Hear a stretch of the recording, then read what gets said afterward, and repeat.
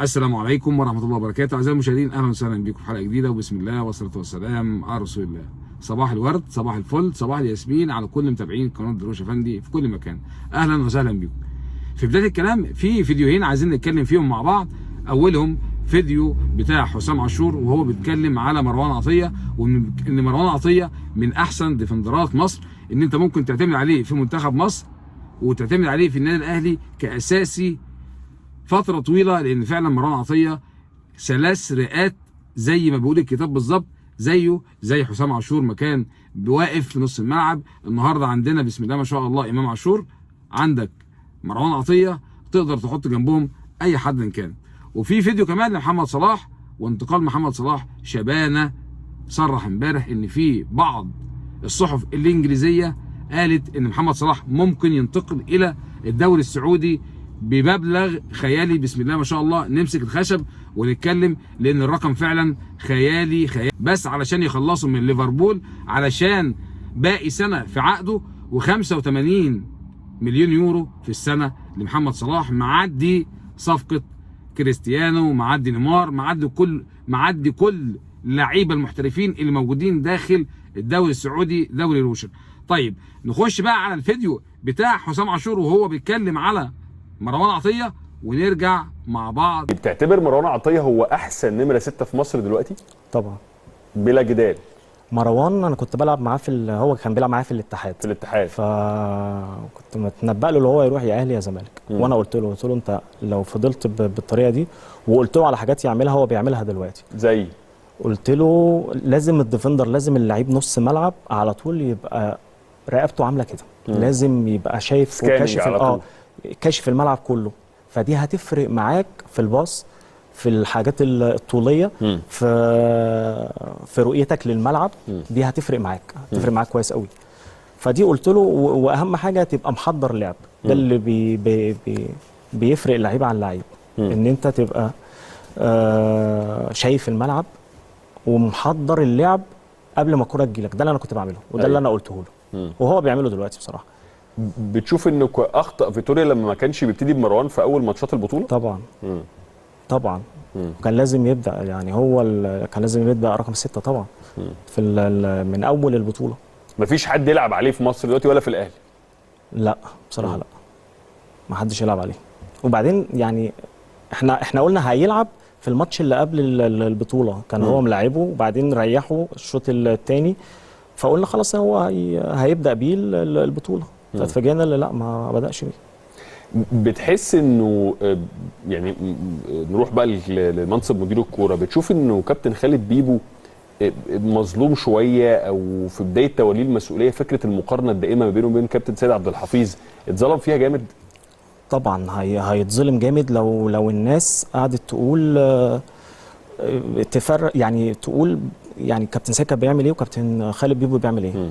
اولا كابتن خالد بيبو لسه ماسك بقاله فتره صغيره، كابتن سيد عبد الحفيظ اكتر من 13 سنه ماسك في النادي الاهلي، خد خبرات، خد في الحاجات اللي بتعدي عليه في النادي، فاهم كل حاجه ما شاء الله عليه. كابتن سيد من الشخصيات المحترمه والكويسه جدا، عمل كتير في النادي الاهلي. بنسمع في اوقات كتيره تحديدا في الفترات الاخيره للكابتن سيد عبد الحفيظ انه كان دايما عنده مناوشات او بعض المشاكل مع اللعيبه الكبار تحديدا. هل الكلام ده فعلا صحيح ولا دي كانت اشاعات؟ هو بيحصل وطبيعي على فكره، ممكن مش مع الناس الكبار بس، ممكن مع اي حد طالع ممكن يبقى عنده وجهه نظر بيقولها. بس ده ما كانش بيحصل في الاول في بدايه توليد. سمعنا حسام عاشور وهو بيتكلم على مروان عطيه. مروان عطيه بيمثل حسام عاشور في شبابه.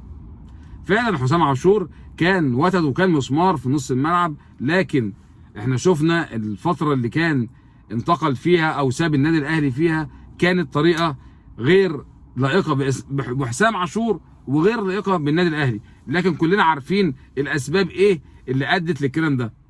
لكن هرجع اقول حسام عاشور من الناس اللي حصدت بطولات كبيرة جدا مع النادي الاهلي، مش ممكن نقدر ننساها.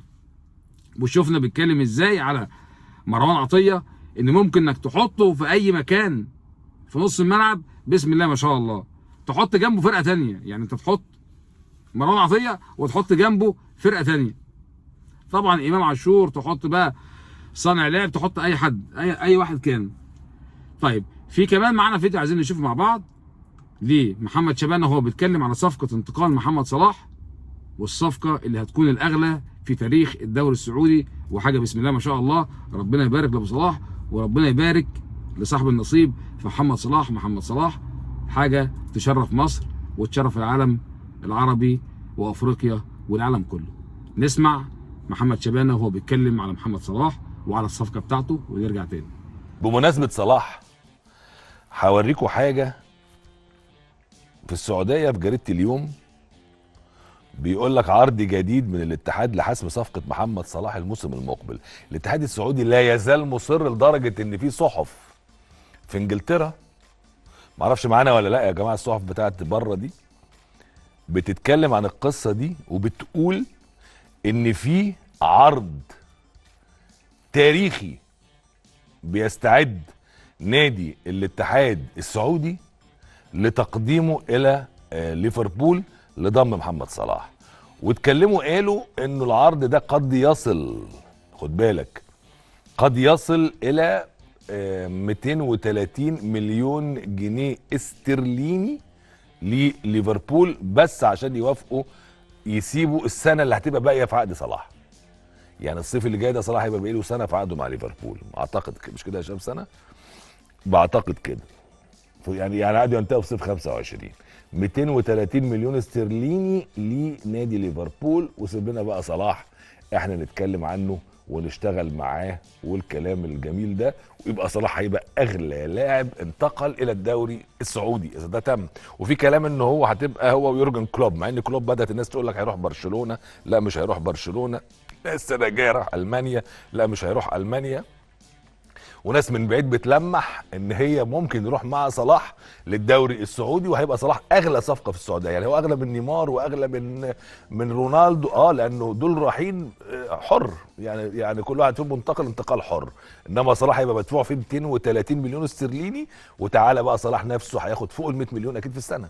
يعني بالارقام اللي بياخدها نيمار وكريستيانو والنجوم الكبار وبنزيما والناس الكبيره اللي موجوده في الدوري السعودي، صلاح هيبقى اغلى صفقه موجوده في هذا الدوري اللي بيصنف دلوقتي انه من اغلى الدوريات اللي في العالم. شفنا شبانه وبيتكلم بارقام خياليه على محمد صلاح. محمد صلاح لو تمت الصفقه دي هتكون الاغلى في تاريخ، وفي مش في تاريخ بقى الدوري السعودي، وفي تاريخ ليفربول كمان. انت بتتكلم في 230 جنيه استرليني. اضرب يا عم الحاج، الحاجه غليت دلوقتي وولعت، وشفنا الاسعار بقت عامله ازاي دلوقتي، فرقم خيالي جدا. طبعا ربنا يبارك لابو صلاح، يعني 85 مليون يورو في السنه، فتكون صفقه ان شاء الله لو تمت محمد صلاح يستاهل كل خير، وربنا بيدي كل مجتهد ولكل مجتهد نصيب. نرجع بقى للنادي الاهلي، لان النادي الاهلي طبعا في حاجات كتير مرت اليومين اللي فاتوا، ابرزها كان كلام شلبوكة ابله عواطف كل يوم والتاني عمال بيتكلم على النادي الاهلي وعلى مؤجلات النادي الاهلي، واتكلمنا فيها في فيديو امبارح وكل يوم هنتكلم فيها.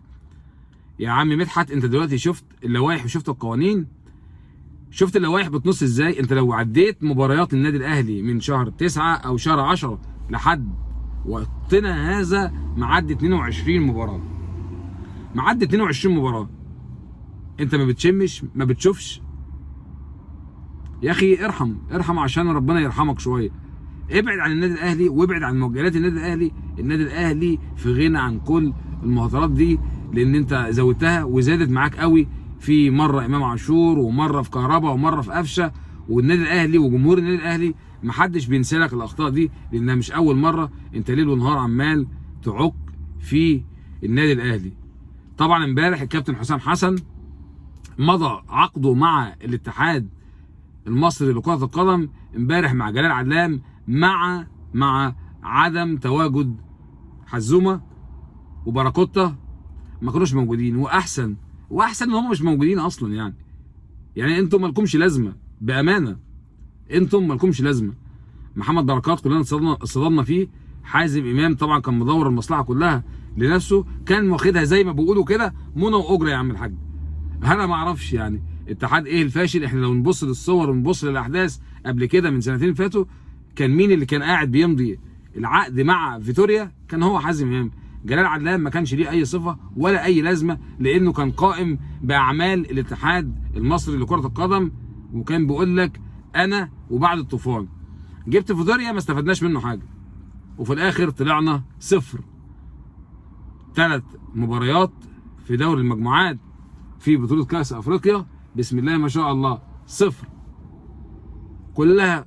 يعني الواحد مش عايز يقف على الصبح. خلينا ساكتين، خلي اليوم يعدي على خير، وربنا يكرمنا ان شاء الله وتعدي الدنيا على خير. احنا عايزين كلنا ندعم حسام حسن ونقف جنب حسام حسن ونقف مع اخوه، وربنا يهدي اللي قاعدين في اتحاد الكوره كلها كام شهر وبالسلامه، والقلب داعي لكم. وشكرا على حسن المتابعه، وصباحكم زي الفل. السلام عليكم.